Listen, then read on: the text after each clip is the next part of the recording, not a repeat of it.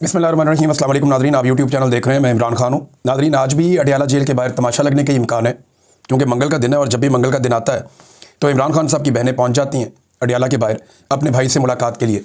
अदालती ऑर्डर हैं कि इनकी मुलाकात करवाई जाए, लेकिन फिर इनकी मुलाकात नहीं करवाई जाती, क्योंकि आसिम मुनीर साहब ने ज़िद पकड़ी हुई है कि इमरान खान को मैं इमरान खान की बहनों से नहीं मिलने दूंगा और इमरान खान का कोई पैगाम जेल से बाहर नहीं आने दूंगा। क्योंकि इमरान खान के पैगाम के साथ बड़ी एनर्जी भी आती है, उसके पैगाम के साथ बहुत सख्त मौक़िफ़ भी आता है, और इमरान खान के पैगाम के साथ पाकिस्तान तहरीक-ए-इंसाफ में एक तहरीक पैदा हो जाती है। लिहाजा आसिम मुनीर साहब ये ख़तरा लेना नहीं चाह रहे।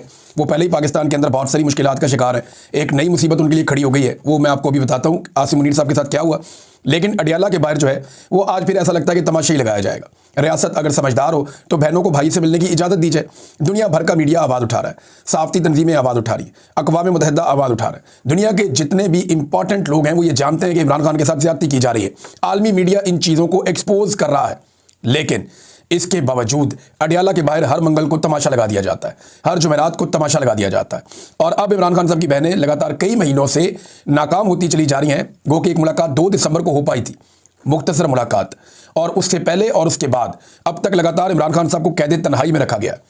अब इमरान खान साहब को आज मिलवाया जाता है या नहीं मिलवाया जाता ये तो पता चलेगा, लेकिन पाकिस्तान तहरीक-ए-इंसाफ ने तहैया किया कि वो कारकुनों को बड़ी तादाद में लेकर जाएंगे और कारकुन अडयाला जेल के बाहर मौजूद रहेंगे और इमरान खान की बहनों के साथ इज़हार यकजहती करेंगे।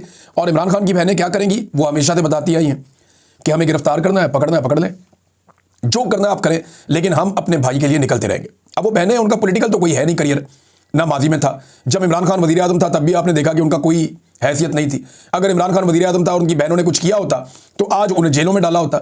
इमरान खान की पूरी फैमिली के ऊपर किसी के ऊपर करप्शन का कोई एक मुकदमा ही नहीं है। इमरान खान के ऊपर भी जो मुकदमा था वो आप अच्छी तरह जानते हैं उनकी हैसियत क्या है।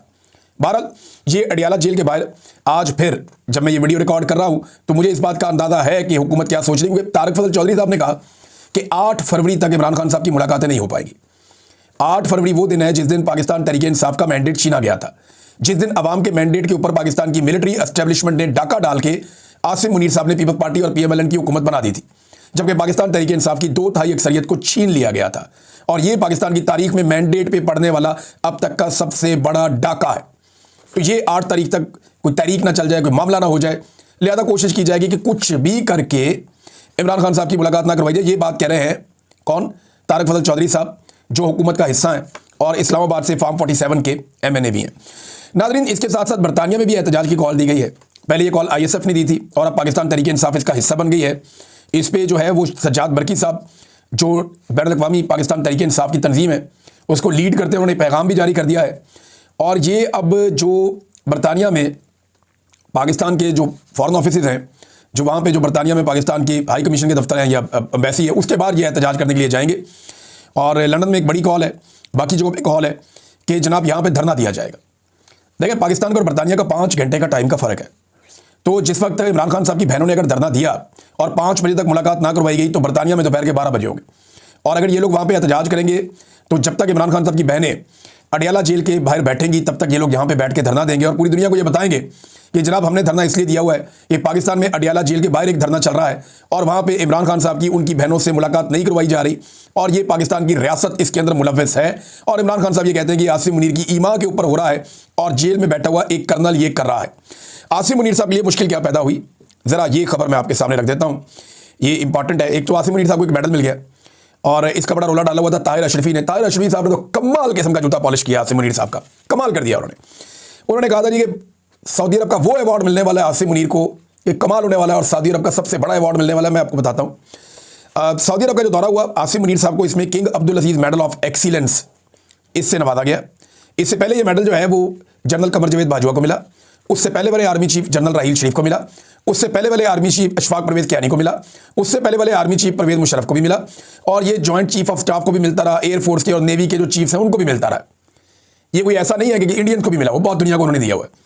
तो उन्होंने आसिम मुनीर साहब को भी दे दिया। लेकिन जिस तरह गेम चुक दी थी ना ताहिर अशरफी साहब ने, उसी तरह मौलवियों ने अब ताहिर अशरफी साहब की मंजी ठोक दी है। ताहिर अशरफी साहब बहुत बुरी तरह फंस गए। ये मौलवी दरबारी मौलवी है और इसने जनाब गेम चुकी हुई थी आसिम मुनीर साहब की। मैं आपके हाथ पे बैत करना चाहता हूँ, मेरे साथ कुछ 30 लाख तलबा है। ये ताहिर अशरफी को मैं चैलेंज करता हूँ, ये 30 लाख तलबा छोड़ दे, ये 30,000 तलबा गिनवा दे।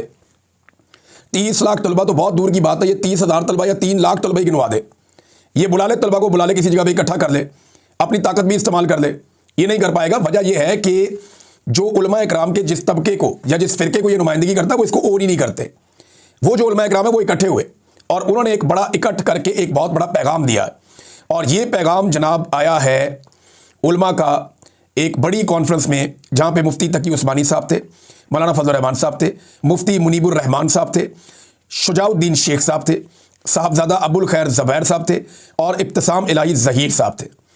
वहाँ पे खड़े होकर ना उलमा इकराम ने ये भी सवाल उठाया, जो देवबंद उलमा इकराम है। उन्होंने कहा जी, वो कहता है जी कि मैं बैत करता हूँ आर्मी चीफ के हाथ के ऊपर, और वो कहता है जी 30 लाख तलबा और साथी मेरे साथ हैं, तो बताओ क्या वो हमारा नुमाइंदा है, क्या वो आपका नुमाइंदा है? तो लोगों ने कहा नहीं, वो हमारा नुमाइंदा नहीं है।